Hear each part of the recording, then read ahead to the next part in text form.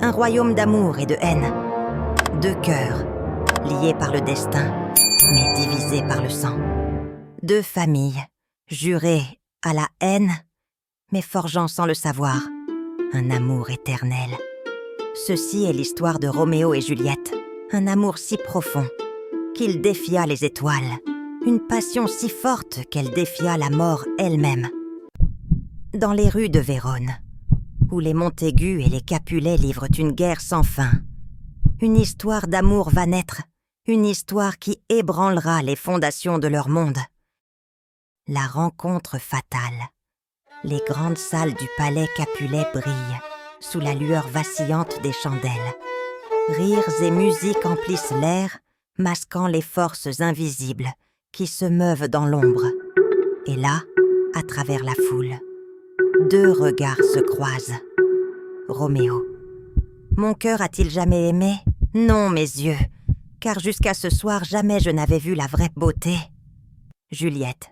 Mon unique amour naît de ma seule haine. L'amour éclot en un instant, fulgurante et indéniable. Mais le destin est cruel. Le nom Capulet brûle sur les lèvres de Juliette, et le nom Montaigu pèse sur l'âme de Roméo. Leur amour est interdit. Et pourtant, ils ne peuvent s'en détourner. Oh, le serment du balcon. La nuit tombe, le monde dort, mais leurs cœurs restent éveillés. Sous une lune argentée, Roméo se tient caché dans le verger des Capulets. Au-dessus de lui, Juliette apparaît sur son balcon, murmurant aux étoiles. Juliette, ô Roméo, Roméo, pourquoi es-tu Roméo? Renie ton père et refuse ton nom. Roméo, avec les ailes de l'amour, j'ai franchi ces murs, car nulle barrière ne saurait arrêter l'amour.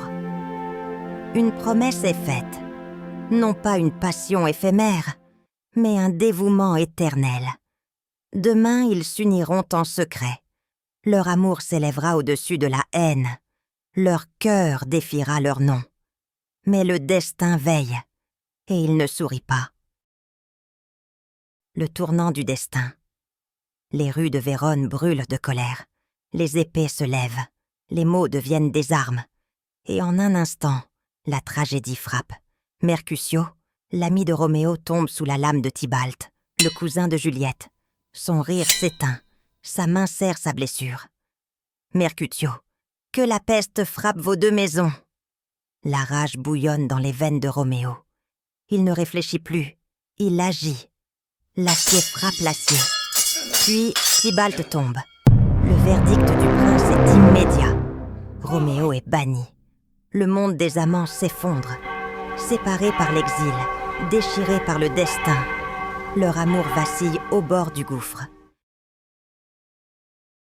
Le plan désespéré.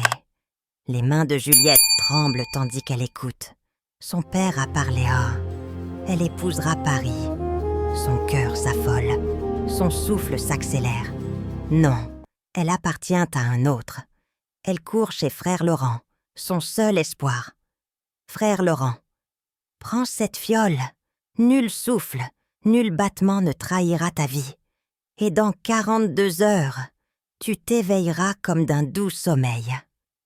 Un plan est en marche, un plan désespéré, celui qui l'amènera au tombeau, où la mort la cachera du monde, jusqu'à ce que Roméo vienne la retrouver. Un message égaré. Le soleil se lève sur Mantoue. Un éclat doré embrase l'horizon.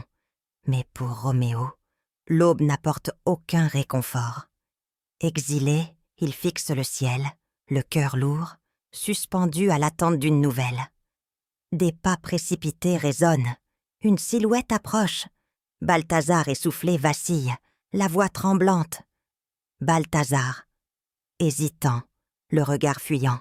Son corps repose dans le tombeau des Capulets. Un silence. Le monde chavire autour de Roméo. Son souffle se bloque. Son regard se fige, incrédule, refusant d'accepter l'impensable. Roméo. Un murmure, puis un cri déchirant. « Alors je vous défie, étoile !»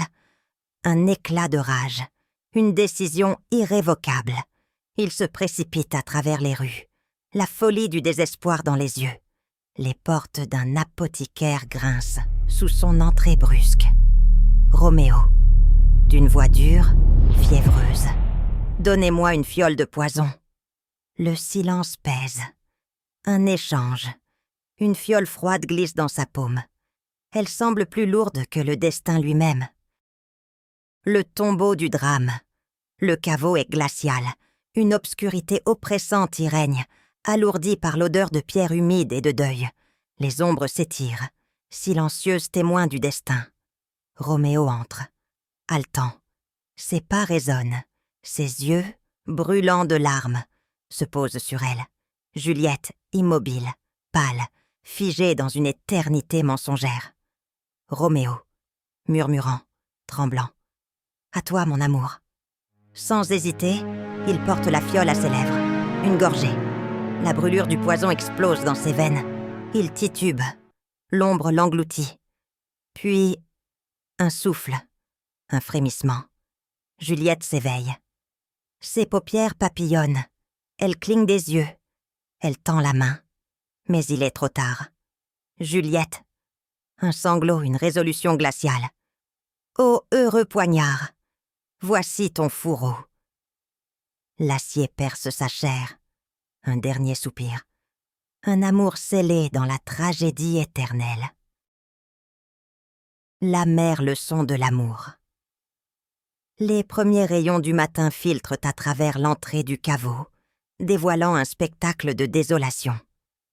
Les Capulet et les Montaigu arrivent, figés d'horreur. Devant eux, l'ampleur de leur haine prend enfin tout son sens. Au milieu des ruines de cette tragédie, le prince Escalus s'avance, le regard sombre. « Prince », d'une voix lourde de gravité, « voyez quel fléau s'est abattu sur votre haine. 2 âmes sacrifiées à une querelle insensée, 2 vies brisées par l'aveuglement de leur famille. Et maintenant, seulement maintenant, ils comprennent.